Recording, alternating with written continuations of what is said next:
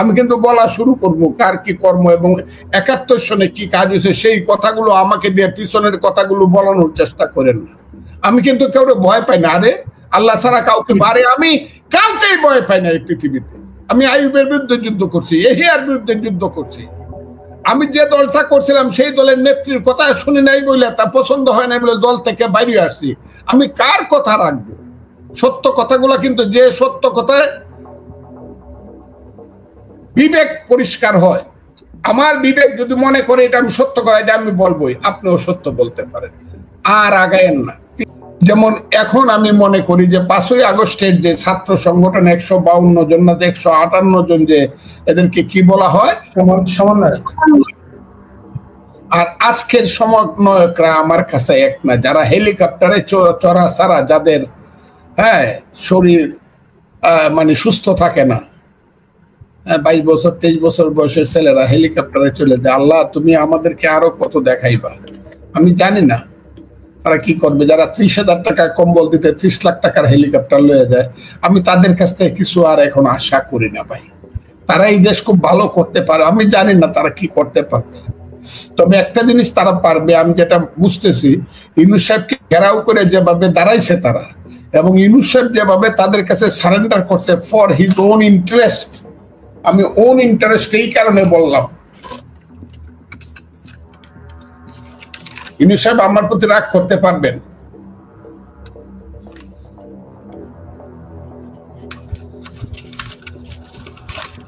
আমি আপনাকে একটা কাগজ দেখাই, সারা বাংলাদেশের মানুষ পরে দেখতে পারবে। এটার নাম হলো বাংলাদেশ গেজেট। আপনি আমার দিকে একটু দয়া করে তাকান। দেখছি, আপনার দিকে তাকাচ্ছি। 10 অক্টোবর 2024 বাংলাদেশ গেজেটে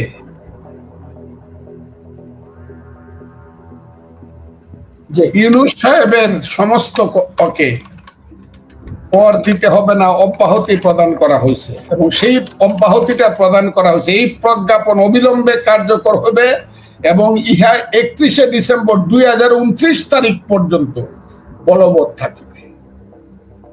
আমার কথাটা খুব ক্লিয়ার। আমার এখন আবার একটা সন্দেহ হইতেছে, কারণ শেখ হাসিনারও কিন্তু আয়ু ছিল 2029 ডিসেম্বর পর্যন্ত ক্ষমতায়। উনি ওইটাকে ধরেই উনি করতেছে কিনা, এই যে দেখেন, একটা লোকের এত বড় গ্রামীণ ব্যবসা, সমস্ত গ্রামীণ কোম্পানি সব আয়কর সবকিছু মওকুফ করে নিলেন 29 সনের ডিসেম্বর 31শে ডিসেম্বর। এত মজা। এরপরে আরেকটা আছে, 13 সন থেকে ওনার উপরে যত কাস্টম ডিউটি হয়েছিল সব মাফ করায় নিছে। এই যে কাগজটা দেখেন, আজকে আমাকে একজনে পাঠাইছে, এটা আমি ব্যাংক করে আনছি। সেই হলো জিনিসটা। ইউনূস সাহেবকে আমি কি বলবো?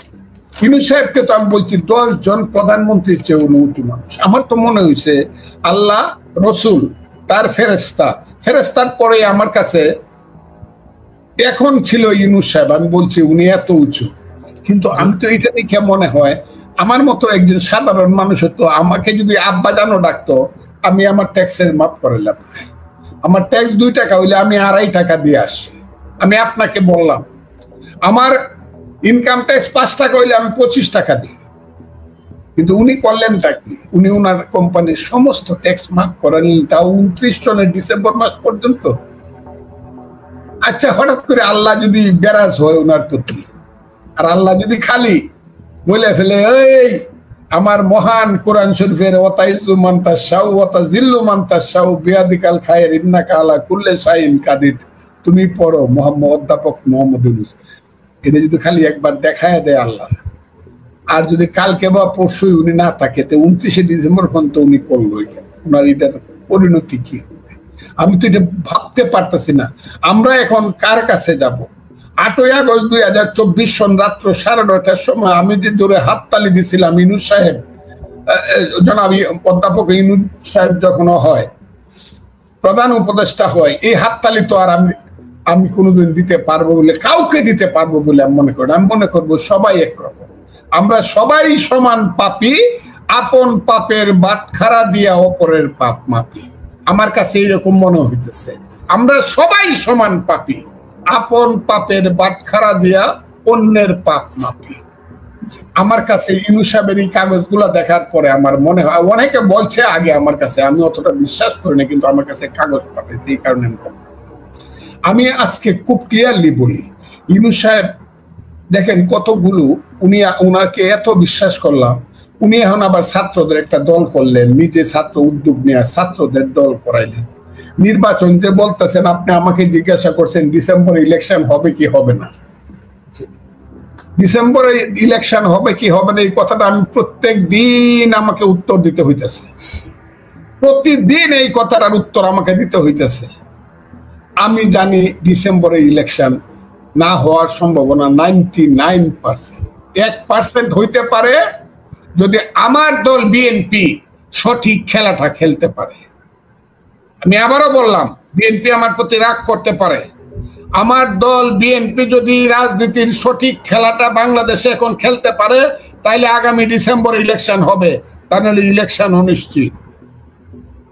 আমার কাছে মনে হইতেছে ইলেকশনের ব্যাপারে শুধু মুখের কথা ছাড়া বিএনপি রিয়েল কোনো খেলাটা খেলতে পারতেছে বলে আমার মনে হচ্ছে। আমি এই কারণে বলছি যে ইলেকশন ডিসেম্বরে হবে না। কারণ ইলেকশন হবে না এই কারণে, সার্জিস আলম বলছেন শেখ হাসিনার ফাঁসি না হওয়া পর্যন্ত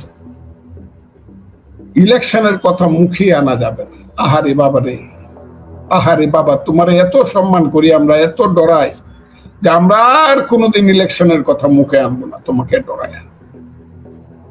আরেকজনে বলছে, এটা সার্জিসের কথা বাদ দিলাম, নাহিদ ইসলাম বলছে দেশের পরিবেশ এখন পুলিশ টুলিশ মিলে যা আছে, ইলেকশন করার দরকার নাই ডিসেম্বর পর্যন্ত, এইবার ইলেকশন করা সম্ভব না। আবার বলছে হ্যাঁ আমরা যা যা করি আমাদেরকে সমর্থন করেন, তা আমরাই আপনাদেরকে ইলেকশন দিয়ে দিব, অর্থাৎ ইলেকশনটা হলো ওর কাছে। নাহিদ ইসলামের কাছে যে ইলেকশন বা সার্জিসের কাছে যে ইলেকশন বন্দি করা আছে, যে রাজকন্যা তাদের কাছে বন্দি, এই রাজপুত্রদের কাছে, এটা তো আমরা ছাড়াই আনতে পারবো না, ওনারা না ছাড়লে। ইলেকশন তারা দিলে আমরা পাবো। এই ইলেকশন ডিসেম্বরে হবে বলে আমার মনে হয় না। আরেকজন আছে বাংলাদেশের ফুলবাগানের ফুলপরি, ওনার নাম হইল, আমি নাইবা বললাম, উনি পরিবেশ মন্ত্রী, উনি বলছে না 26শে জুনে ইলেকশন হয়ে যাবে, উনি আবার এটা আশ্বাস দিছে আমাদেরকে। কাজে আমি বুঝি ইলেকশন নিয়ে যা শুরু হয়েছে, এটা হলো নিরুদ্দেশ যাত্রা বলে এটাকে, অনিশ্চয়তার পথে যাত্রা। ওই যে কোন পথে দেশ, অনিশ্চয়তার পথে দেশ, সেই দিকে চলছে দেশ। কোন রাজনীতিবিদ, কোন রাষ্ট্রনায়ক যারা ভালো, যাদের চরিত্র ভালো, যারা দেশের মানুষকে ভালোবাসে, তারা দেশের মানুষকে আড়াল করিয়া কোনো কথা বলে না, ফাঁকি দিয়া কোনো কথা বলে না। যেমন জিন্না বলছে আমি 14 দফা চাই, পাকিস্তান চাই, হিন্দু মুসলমান দুই জাত, আমি মুসলমানের দেশ চাই। গান্ধী বলছে কুইট ইন্ডিয়া, কোন রাগ ডাক নাই। রাজনৈতিক শেখ মুজিবুর রহমান বলছে এবারের সংগ্রাম আমাদের মুক্তির সংগ্রাম, এবারের সংগ্রাম স্বাধীনতার সংগ্রাম। আবার 27শে মার্চ জিয়াউর রহমান সাহেব বলছে I Major Zia do hereby declare the independence. এটা কোনো রাগ ডাকের ব্যাপার নাই। ইউনূস সাহেব তো প্রত্যেকদিন রাগ ডাক করে কথা বলে। আমাদের দেশে অনেকে বলে বিআইন যদি নতুন ভাবে আরেক বিআইনের বাড়িতে যায়, ছেলের শ্বশুর বাড়িতে বেড়াইতে যায়, তাহলে বিআইন নাকি খুব রাগ ডাক করে কথা বলে। ইউনূস সাহেব তো এই অবস্থা শুরু হয়েছে, আমি বুঝতে পারছি না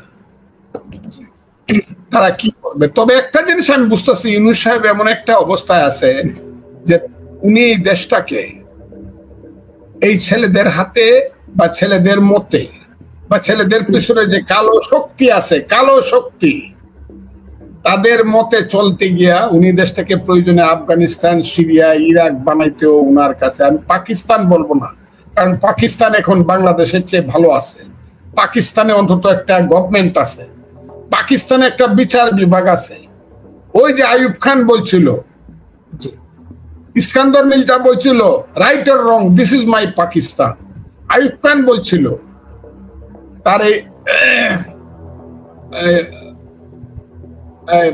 কি প্রভুনয় বন্ধু বইয়ে বলছিল this is my Pakistan right or wrong আর বলছিল and no question about the judiciary of Pakistan. পাকিস্তানের বিচার বিভাগ সম্পর্কে কোনো প্রশ্ন করা যাবে না, এর উপরে কারো হাত কোনোদিন পড়বে না। ওই যে 60 বছর আগে আইয়ুব খান বলছিল সেই পাকিস্তানের বিচার বিভাগ আছে যেটা আমার দেশে নাই। আমি বলতে পারি না right or wrong, this is মাই বাংলাদেশ, এই কথাটা বলতে পারি না, কারণ আমার বাংলাদেশের রং কি কি রঙের বাংলাদেশ সেটা আমি জানি না। এটা কি লাল সবুজের বাংলাদেশ নাকি চাঁদতারার বাংলাদেশ এখন আর আমি বুঝি না। কিন্তু ভাই কি চাঁদতারার বাংলাদেশ না লাল সবুজের বাংলা এখন আর আমি বুঝি না। বুঝি না বলতে পারি না দিস ইজ মাই বাংলাদেশ। এক, দুই হলো জুডিশিয়ারি গণ, আর যে দেশে জুডিশিয়ারি চলে যায়, বিচার বিভাগ যে চলে যায়, মানুষ যখন গ্রামে একটা গঞ্জে মানুষ বিপদে পড়ে, কোনো যখন মানুষের আশ্রয় থাকে না, চোখের পানি ফেলে বলে আল্লাহ তুমি আসো আর তোমার বিচার বিভাগ আছে, আমি আইনে যাব। সে আইন যখন ধ্বংস হয়ে যায় একটা দেশে, এই আইনটা বাংলাদেশে ধ্বংস হয়ে গেছে। আর ধ্বংস হয়ে যাওয়ার কারণে বাংলাদেশ কোথায় যাবে আমি জানি না।